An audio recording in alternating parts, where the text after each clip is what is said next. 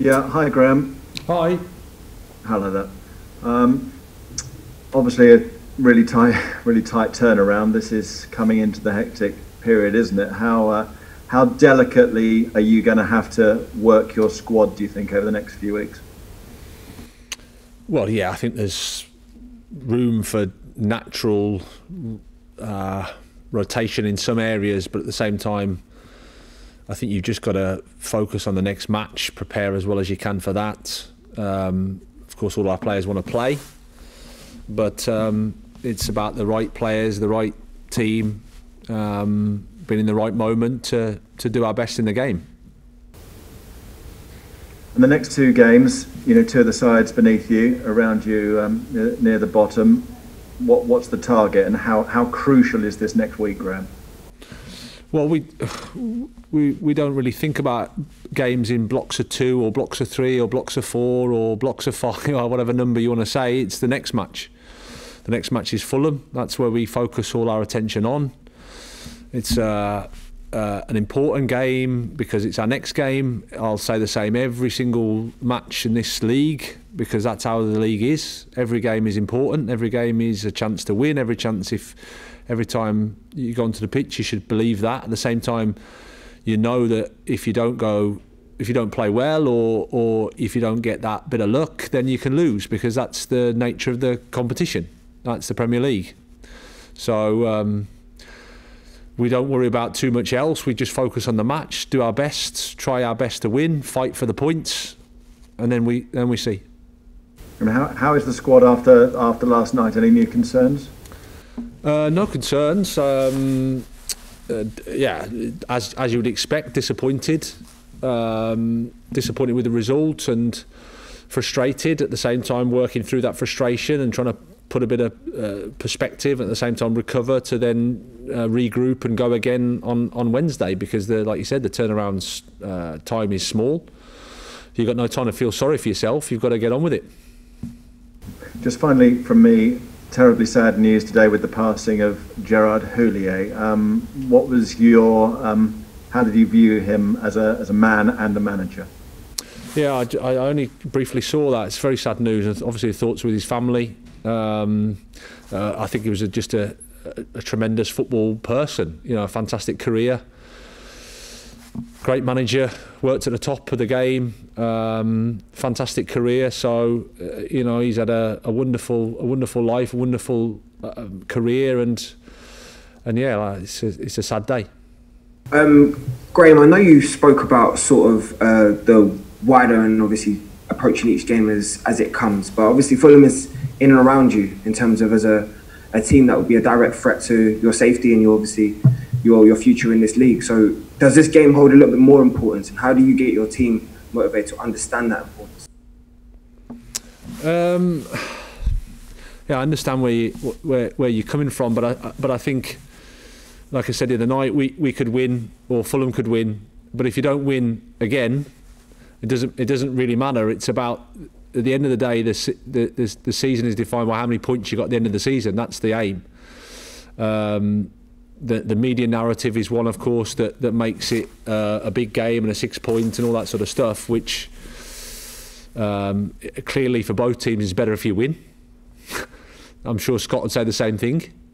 I'm sure Scott would rather win the game because it's the next game that they play, but he'll know as well that if they go and lose the next 10, it won't have that much significance. So our job is just to focus on the next match. To every game we play, like I said, we know that the opposition are fighting for points. They are capable of getting the points. So we have to fight ourselves and we have to accept the challenge. I wanted to ask you about the fitness concerns of two players that have been sort of stalemates in your team this year in terms of Tarek and Webster as well. How are they sort of, I know it's a short turnaround, but how are they going into this game as well?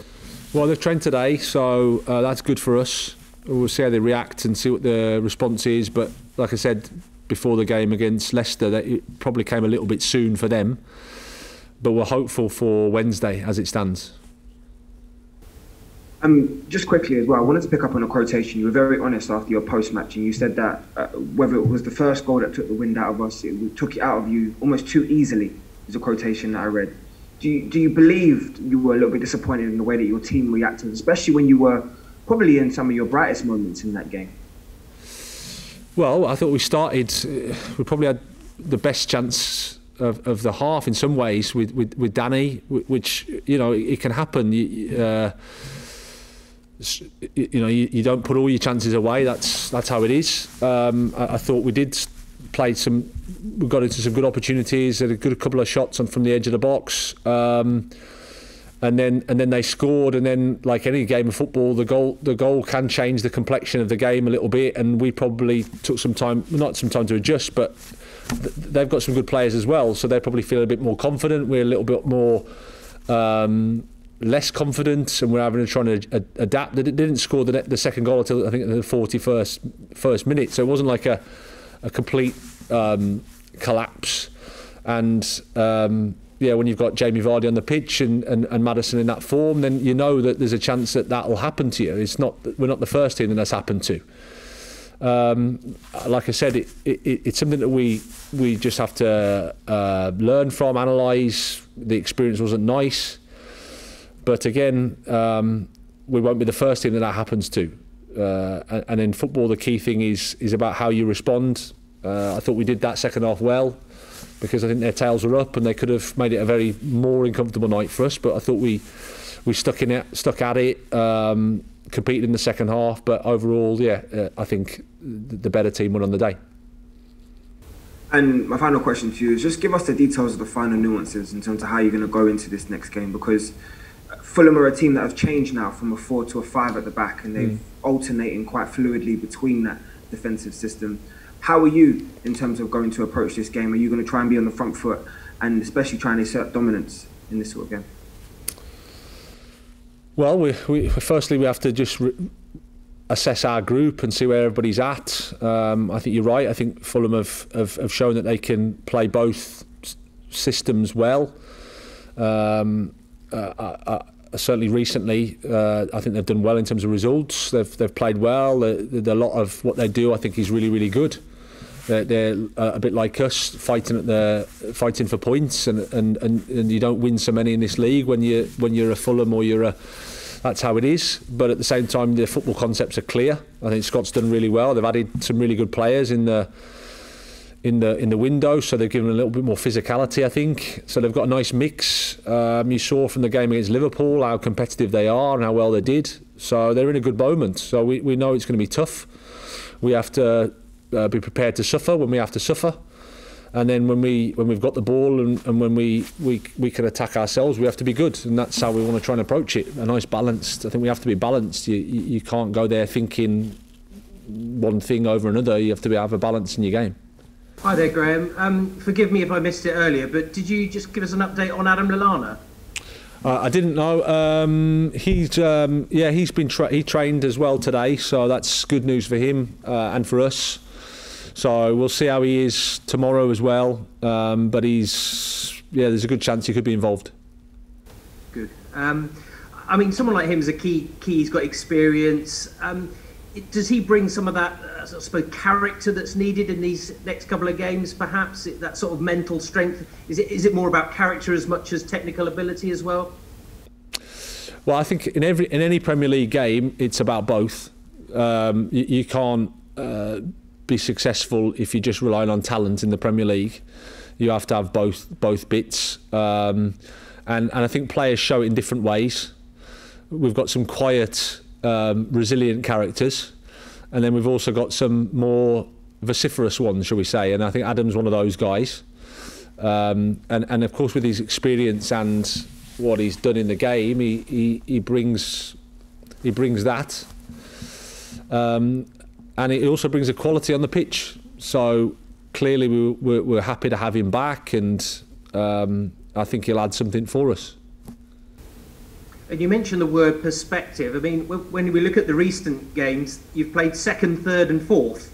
Does that maybe, I suppose, give you some sort of perspective, or maybe give the supporters a little bit of perspective in recent results? Well, like I've said, I think whenever you don't win, it's frustrating, and we want to be able to. We want to win, and we know that we need to improve our points tally. I think our performances have been quite encouraging actually over the period of 12 matches. Generally, when you look at the block of 12 games, I think from a performance perspective, we've improved considerably. We've got closer to all the opposition we've played. I'd say maybe apart from last night, that they were. We probably didn't get to that level last night, but generally I think we have. But still we're disappointed because we haven't got the points. And in this world, we know that's the important thing. And so what we have to do is try to keep going, keep working, keep that perspective, keep trying to fight for everything. Because, as I said before, it's the Premier League. It's tough. Every game is tough, and we have to accept that and accept that challenge and fight for that challenge and be okay with it, because that's what it is.